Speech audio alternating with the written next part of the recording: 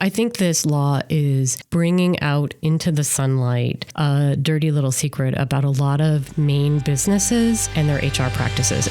This is The Briefcase from Sutherland, Weston Marketing Communications. Quick conversations from everyday observations, delivering practical marketing ideas you can carry with you.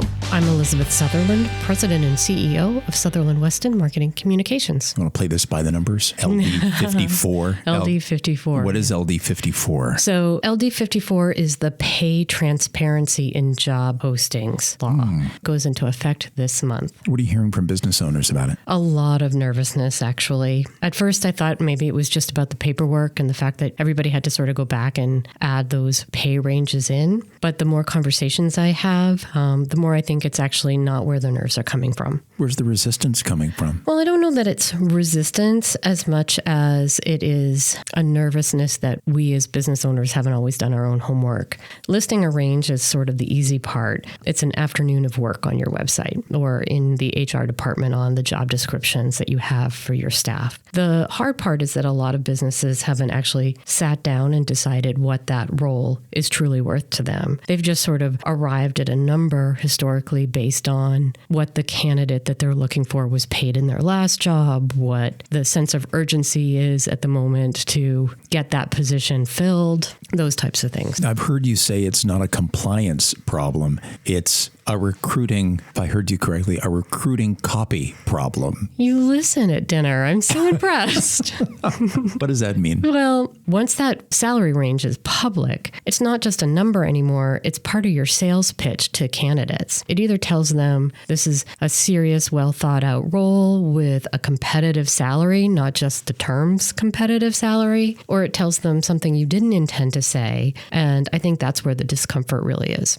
I think business leaders are just worried that the range is going to reveal that they don't know if they're paying the right range. They don't know if they're underpaying or overpaying, and they haven't taken the time to figure that out. This sounds like it's not about following a law. It's about avoiding a conversation that maybe a business owner should have already had. I think this law is bringing out into the sunlight a dirty little secret about a lot of Maine businesses and their HR practices. And by that, I mean, many businesses in Maine, us included, are fairly small when it comes to employee numbers. So we're fairly informal about our HR practices.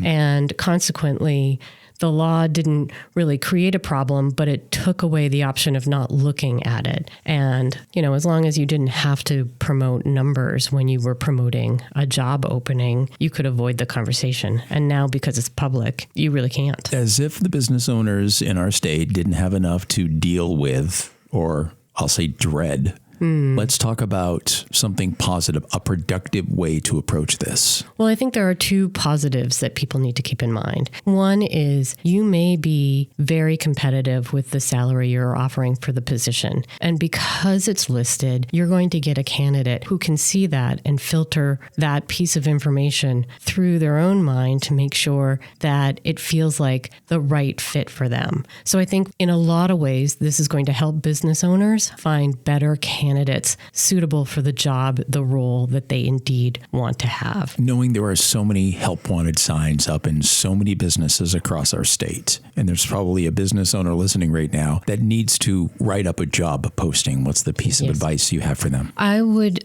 suggest that they start with the pay range first. Decide what that job actually is worth to them, to the business, separate from what they've paid for a candidate in that role in the past, an individual in that role in the past. And then write the posting from that number, not the other way around.